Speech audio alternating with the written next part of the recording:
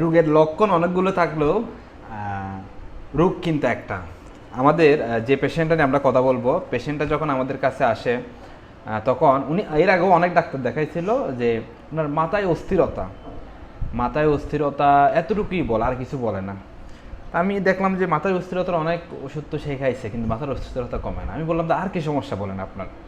তখন কিন্তু সে আস্তে আস্তে বলা শুরু করছে যে আমার বুক ধড়ফড় করে, আমার হাত পা ঘেমে যায়, হাত কাঁপে, ওজন কমে যাচ্ছে। উমা, দেখলাম যে এটা সবগুলো কিন্তু হরমোনের রোগের একটা সাথে মিলে। আমরা তখন তাকে টিএসএস হরমোনের যে পরীক্ষা FT4 করতে দিলাম।